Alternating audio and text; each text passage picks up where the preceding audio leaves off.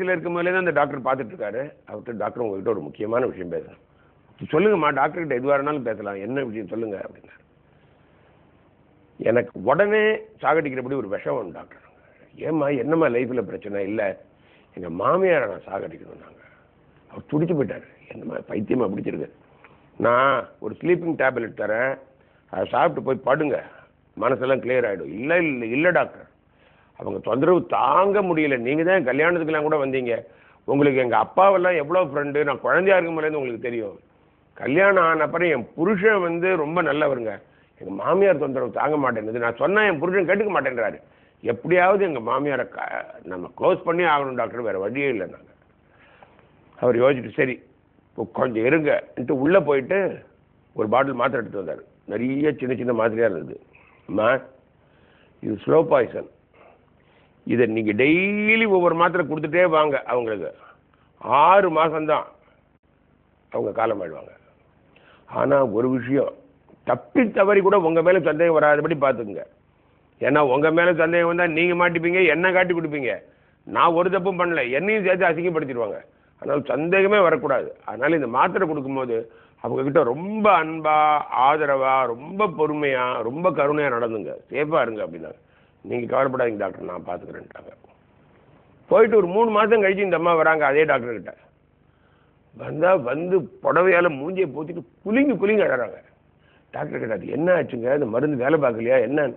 ஒன்றும் இல்லை டாக்டர், நான் ரொம்ப தப்பு பண்ணிட்டேன். ஆக்சுவலாக தப்பு என் மேலே தான். நான் அவங்கக்கிட்ட சரியாக பழகலை போல் இருக்கு. நான் கொஞ்சம் அன்பாக ஆதரவாக பழகின உடனே அவங்க வந்து ரொம்ப பாசமாக இருக்காங்க. ஒரு பெத்த பொண்ணை விட என்கிட்ட பாசம் காட்டுறாங்க, எங்கள் அம்மாவை விட என்கிட்ட பாசம் காட்டுறாங்க. அவங்க சொத்தெல்லாம் என் மேலே எழுதி வைக்கிற அளவு இருக்காங்க. எது இருந்தாலும் என்னை அப்படி கண்ணு போல் பார்த்துக்கிறாங்க. டாக்டர், இந்த விஷம் வந்து அவங்களுக்கு ஏதாவது மாற்று மருந்து உண்டா? இந்த 3 மாதம் கொடுத்துட்டேன், அவங்க எல்லாமே என்னால் இருக்க முடியாதுன்றாங்க.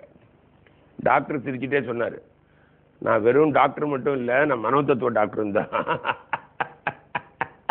நீங்கள் அன்றைக்கி சொன்ன உடனே பிரச்சனை என்னன்னு புரிஞ்சுக்கிட்டேன்.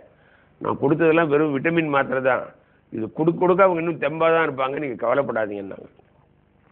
ஸோ வாழ்க்கையில் பாருங்கள், நாம் கண்ணாடி முன்னாடி வாயை கோழிட்டு கண்ணாடி கோணலாக காட்டுதுன்னா என்னங்க நியாயம்? நம்ம முகம் எப்படி வச்சுக்கிறோமோ அப்படி தானே இருக்கும். இப்போ நாம் எப்படி பழகிறோமோ அப்படி தானே எதிராளி பழகுவாங்க.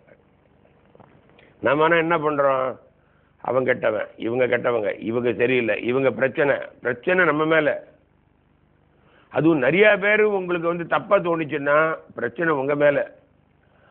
ஒருத்தர் வந்து டாக்டர்கிட்ட போகிறாரு, டாக்டர் இங்கே வலிக்குது, ஐயோ அப்பா இங்கே வலிக்குது, அம்மா இங்கே வலிக்குதுன்னு தொட்டு காட்டுறாரு.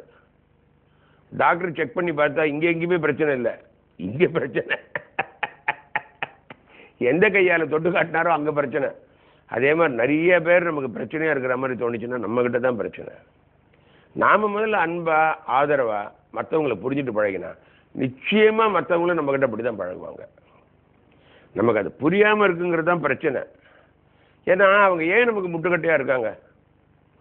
நாம் பேசுகிற வார்த்தை நம்ம வந்து விளையாட்டாக பேசுகிறதா நினைக்கிறோம். சில சமயம் நம்ம கோபமாக பேசினா அவங்க பட் அது இருக்கும் பிரச்சனை. ஸோ நாம் எப்படி நடந்துக்கிறோமோ, இது வந்து மாமியார் மருமகன் மட்டுமே இல்லை, அம்மா பொண்ணு, அப்பா புள்ள, அண்ணன் தங்க, தம்பி அண்ணா, யாருக்குமே முதல்ல நீங்கள் இந்த பிரச்சனை இருக்குல்ல உங்களுக்கு, இல்லாட்டி எத்தனையோ பேர் அதிகாரி, அவங்ககிட்ட வேலை பார்க்குறவங்க, இல்லாட்டி ரெண்டு சக தொழிலாளி, யாராக இருந்தாலுமே பிரச்சனை இதுதான். நீங்கள் முதல்ல மாறுங்க, நீங்கள் முதல்ல நல்லவராக இருக்க பாருங்கள், வார்த்தையை சாஃப்டான வார்த்தையை பயன்படுத்துங்க. அவங்கள நீங்கள் புரிஞ்சுக்கும் போது நிச்சயமாக உங்களை அவங்க புரிஞ்சுப்பாங்க. அதுவும் உங்களையெல்லாம் புரிஞ்சுக்காம யாரை புரிஞ்சுக்க போகிறாங்க? ஏன்னா அடிப்படையில் நீங்கள் நல்லவர். ஆனால் பலாப்பழம் மாதிரி அது வெளியில் தெரியாமல் டக்கு டக்குன்னு அந்த கோபம் வருது. உங்கள் இனிமை அப்போ ரொம்ப பழகி உங்கள் கிட்ட வரவங்களுக்கு தான் தெரியுது. மற்றவங்களுக்குலாம் உங்களை பார்த்தாலே எதுக்கு அது? கொஞ்சம் சாஃப்டாக இருந்து பாருங்கள். அதுவும் சில பேர்ட்டெல்லாம் சரியாக இருக்கீங்க, இந்த பர்டிகுலர் பர்சன்ட்டை மட்டும் அப்படி இருக்கீங்க. ஸோ அதெல்லாம் விட்டுட்டேன்னா போதும். ஏன்னா புத்திசாலி, அறிவாளி, தைரியத்தாளி, பலத்தாளி, பார்க்கறதுக்கு எவ்வளோ அழகாக இருக்கீங்க, உங்கள் கண்ணில் அந்த ஒளி இருக்குது. ஸோ இந்த விஷயத்தை விட்டுட்டீங்க வச்சுங்க, உங்களுக்கு நல்ல நேரம் ஆரம்பிச்சாச்சுன்னு அர்த்தம். காரணம், இந்த பிரச்சனைகள் போயிடுச்சுன்னா அவ்வளோதான். அப்புறம் எது முட்டுக்கட்டையாக இருக்க போகுது? நீங்கள் எதிர்பார்த்ததெல்லாம் கரெக்டாக நடந்துட்டு இருக்க போகுது. எல்லாம் நல்லபடி நடந்தால் பணம் வந்து கொட்டும், பிரச்சனைகள்லாம் விலகும், உடம்பு சரியாக இருக்கும், விட்டு போனவங்களும் வந்துடுவாங்க, முட்டுக்கட்டையாக இருக்கிறவங்கெல்லாம் விலகிடுவாங்க. ஏன்னா கடவுளோட செல்ல பிள்ளை நீங்கள், கடவுளுக்கு ரொம்ப பிடிச்சவர் நீங்கள். நீங்கள் நல்லவராக இருக்கிறதுனால தான் கடவுளுக்கு உங்களை பிடிக்குது, உங்களை கையில் வச்சு பார்த்துட்டு இருக்காரு. ஸோ நிம்மதியாக படுத்துங்க.